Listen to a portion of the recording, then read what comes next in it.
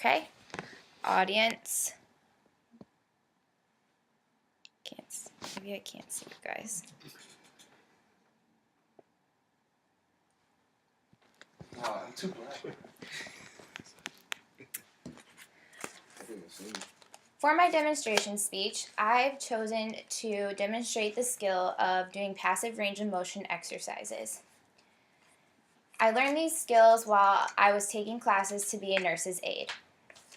These passive range of motion exercises are normally performed on one person that is impaired by an aide. Passive range of motion exercises are important because they help maintain the flexibility of joints of people who don't get a lot of movement because of their physical impairment. You might be wondering why you need to learn these skills. The first reason is that many of us are getting to the age where our parents are aging and our grandparents are becoming elderly. Many of them will likely end up with some kind of physical impairment. It's important that you, as a possible caretaker, know how to perform passive range of motion exercises on your loved one in case they were to become physically impaired. The second reason is that you yourself may one day become physically impaired, and it's important that you are able to describe how to do these exercises to someone else so they can assist you and help you maintain your own joint flexibility. Before I go on to describing the steps of passive range of motion exercises, there are a few things I want to mention that you need to keep in mind when doing these exercises. The first thing is that you need to be aware of your patient's limitations. If a patient has a bad hip, they might not be able to do all the exercises on the hip. The second is that you never want to force a movement. Only move a joint to the point where you feel slight resistance. The third is to repeat each motion 10 times and at least once a day or as often as possible. I'm now going to walk you through doing exercises on 7 joints of the body in 3 simple steps or less.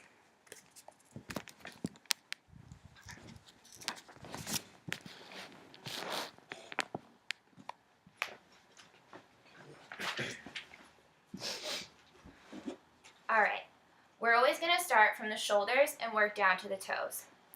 So for the shoulder, the first exercise we're going to do is extension and flexation.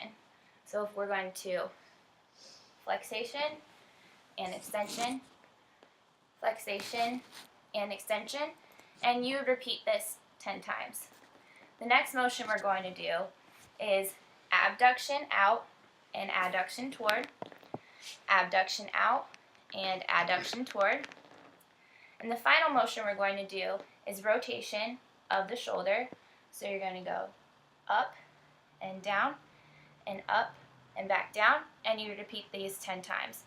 It's important to keep the shoulder flexible in order for a person to maintain the skills of eating, writing, and other things that involve the arm. We're going to now move down to the elbow. The first exercise at the elbow is flexation and extension. So we're going to flex and extend and flex and extend. The second motion we're going to do on the elbow is supination and pronation. So supination is when your palm is facing up as if you could hold a cup of soup in it. Pronation is down, so you're going to turn up and down, and you'd repeat that 10 times. Next, we're going to move on to the wrist. Oh, one more at the elbow is, now onto the wrist.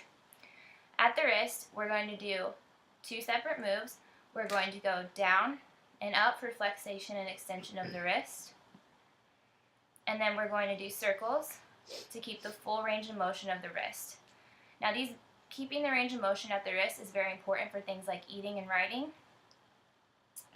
The last part of the upper extremity that we're going to do is we're going to work the fingers and the thumb.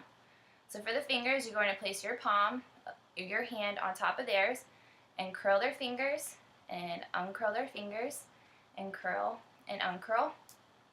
You'll repeat that 10 times. And then with the thumb, What you're going to do is you're going to cross over and come back out, cross over and come back out.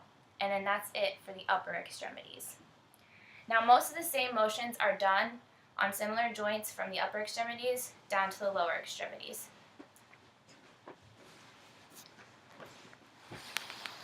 So first of all, we're going to start with the hip. Now it's very important, as I mentioned earlier, that you want to stabilize the joint both above and below.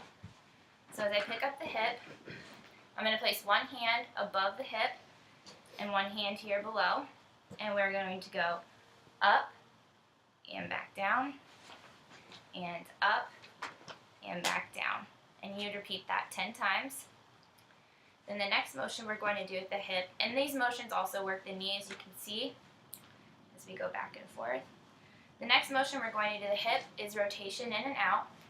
So for the purpose of this one, we're going to do it this way. So you're going to go in and out and in and out. And you'd repeat that 10 times as well. To do some more exercises on the knee, what you can do is by placing one hand here and the other on the bottom, is you can watch their heel and drag it slowly up and back down and up and back down. Now on to the ankle. The ankle motions are pretty much the same as the wrist.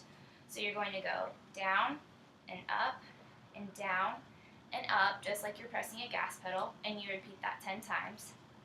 And then to keep the full range of motion for the ankle, you're going to turn it in a rotation movement. So for inversion, eversion of the ankle. And then after the ankle, we're going to move down to the toes.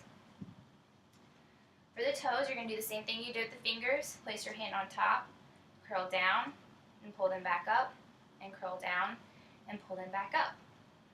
And those are the simple steps to doing range of motion on just one half of the body.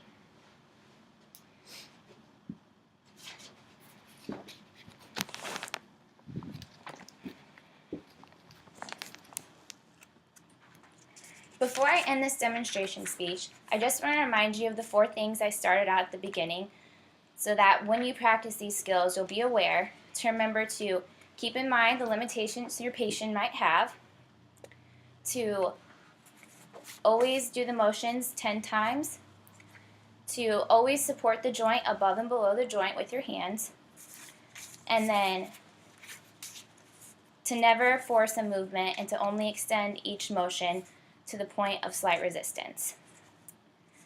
Don't forget that learning these motions is very important for someone that you might know who might become physically impaired someday, or yourself.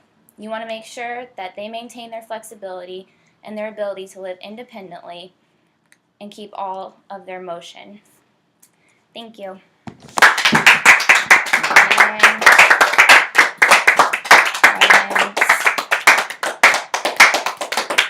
They still see you guys.